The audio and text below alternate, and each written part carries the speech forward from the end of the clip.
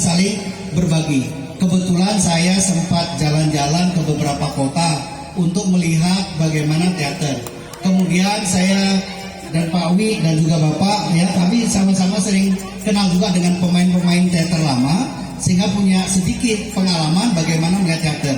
Dan kemudian terlibat di dalam teater sudah sejak dari kuliah tahun 90-an.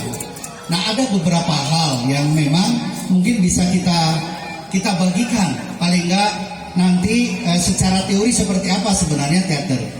Nah, karena di Universitas Syah Kuala saya mengajar mata kuliahnya itu drama. Kuliahnya juga pengkajian teater di UGM waktu itu. Sehingga dari sisi teori saya mungkin pernah membaca teori-teori, ya. Dan dari sisi praktek nanti ada praktisi yang lebih banyak. Kalau saya sudah sangat uzur untuk bermain teater, ya, tapi tidak pernah berhenti bermain. Nah, dari apa yang ditampilkan tadi, ini sangat luar biasa menurut saya untuk teman-teman yang sudah berusaha tampil, ya. Hanya ada beberapa masukan yang penting sekali ini untuk diperhatikan. Yang pertama yang umumnya kalau kita lihat tadi, memang oleh panitia dikatakan ini tidak dibatasi menggunakan aliran apa di dalam teater ini. Mau realis, mau simbolik, mau yang lainnya. Apakah ini cerita tragedi, ya kalau kita jelasnya, apakah ini cerita komedi atau tragikomedi. Ya kalau komedi kan sudah pasti akan banyak juga dua hal sebenarnya. Di dalam pementasan teater itu yang harus diperhatikan paling nggak dua. Pertama, dia menghibur, yang kedua dia memberikan nilai budi pekerti atau pembelajaran bagi penonton. Atau kalau dalam bahasa yang tadi ada pesan atau amanah yang mau disampaikan. Jadi selain ada pembelajaran, maka teater itu harus menghibur dan mengajak orang untuk sadar dan berpikir. Gitu. Berpikir, menghayati setiap apa yang dilakukan. Ini hal yang paling mendasar. Kemudian di dalam teater itu ada yang namanya alur atau proses bagaimana dia berjalan. Pada umumnya para pemula itu menggunakan alur progresif. Apa itu alur progresif? Dia berurutan, mulai dari pengenalan tokoh, masuk ke komplikasi, ada konflik-konflik kecil antar tokoh, kemudian baru masuk pada konflik dan klimaks. Puncak dari konflik adalah klimaks. Jadi puncak teater adalah klimaks. Setelah klimaks maka dia anti klimaks atau turun menjadi resolusi, baru kemudian ditutup. Atau ada yang menyebut kalau dalam pelajaran ada yang menyebut koda atau penutup, ya. Ada penutup. Penutup ini ada dua. Ada yang ditutup dengan cara terbuka, ada yang ditutup dengan cara tertutup. Terbuka itu artinya apa? Seorang penonton diberi ruang oleh para sutradara dan pemain untuk memikirkan kira-kira kelanjutannya seperti apa. Tapi kalau ditutup dengan penutup, truk habis, penonton pulang sudah tahu oh akhirnya seperti ini. Kalau di dalam film-film barat rata-rata dia terbuka, sehingga ketika kita habis nonton, kita diberi beban untuk memikirkan kira-kira akan seperti apa. Nah, ini alur yang formal yang biasanya banyak dipakai. Tapi juga ada yang alur yang regresif, dimulai dari klimaks dulu, bam, baru kemudian balik lagi, ya, mulai ditata pengenalan segala macam. Nah, dari apa yang kita lihat tadi, memang ada yang sampai pada klimaks, artinya alur progresifnya, alur majunya kelihatan, tapi ada yang tidak terlihat konfliknya, atau ada konflik tetapi tidak sampai pada klimaks, sehingga kemudian berhenti tanpa solusi, kira-kira gitu. Nah, ini dari sisi alur. Kemudian ada beberapa hal yang perlu diperhatikan. Dalam teater modern tidak lagi, ya, penonton itu didikte.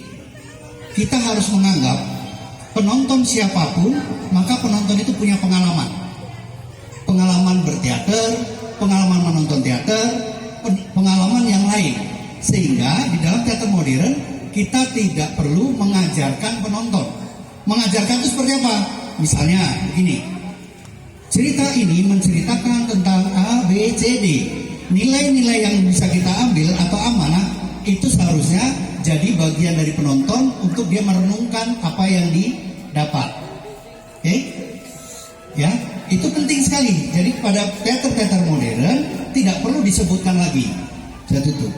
Kemudian ada beberapa hal yang sangat penting, konsistensi di dalam atau di atas panggung. Misalnya apa? Karena ada blocking, karena ada panggung yang sangat luas, panggung ini harus dimanfaatkan, tetapi tidak terjadi penumpukan. Ya, tidak terjadi penumpukan itu seperti apa?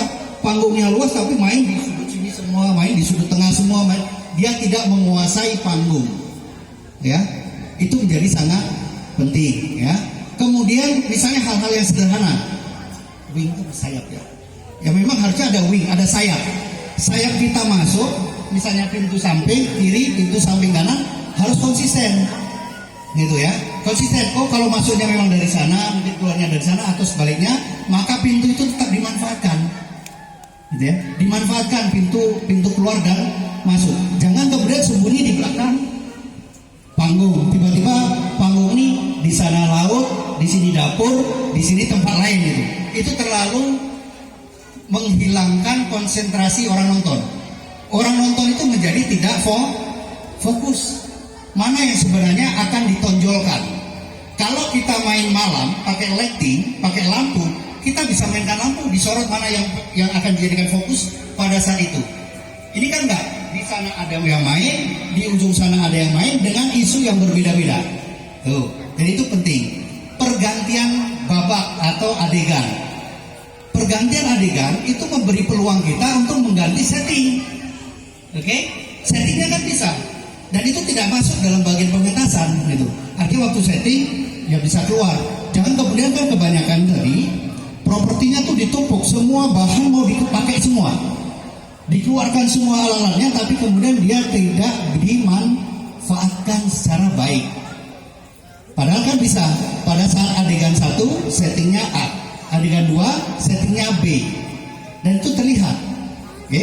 Kemudian kita dalam teater ini mau menonjolkan narator atau menonjolkan aktor? Narator atau aktornya? Kalau aktornya, maka jangan tumpang tindih antara narator boleh berada di sudut misalnya. Tidak harus narator itu jalan-jalan di depan. Oke? Ini memang teknik. Dalam boleh saja seperti itu, tetapi mana yang akan ditonjolkan yang paling penting, gitu ya? Yang paling penting mana yang mau ditonjolkan? Oke? Kalau mau menonjolkan narator, sudah narator itu bisa sekaligus sebagai pencerita. Ubah dia menjadi pencerita, diperankan oleh orang lain satu tuh. Dan yang kemudian terjadi tumpang tindih sebenarnya begini. Ketika narator mengatakan pada adegan ini para pemain akan bernyanyi, kemudian baru orang bernyanyi. Padahal itu sama saja sebenarnya 2 kali kerja. Sudah disuruh nyanyi, baru kita disuruh lihat nyanyi. Harusnya ya sudah nyanyi saja, karena orang tidak perlu didikte mau nyanyi, mau pergi ke ladang, mau pergi ini. Saat ini 2 pasangan akan duduk bersama-sama, lalu datang masuk duduk. Bukan seperti itu. Tapi orang sudah tahu, nggak usah diajarin. Orang sudah tahu kalau 2 aktor ini masuk dan akan duduk. Kira-kira itu supaya tidak tumpang tindih antara narator dan aktor atau aktris. Jelas ya? Nah ini bagian yang paling penting. Kemudian beberapa hal yang lainnya ya, misalnya tadi gerak di dalam teater itu ada motivasi. Oke? Perpindahan dari satu tempat ke tempat yang lain di dalam teater itu ada motivasi. Sehingga karena gerak itu punya motivasi, kalau misalnya kita mau pindah ke ujung sana atau ke depan sana, ini contoh saja ya. Kalau kita berada posisi di sebelah sini, oke, mau pindah ke sudut sana, maka di dalam teater tidak perlu kita jalan terus ke sana, oke, nggak perlu. Tapi Anda punya seni, bisa dari sini,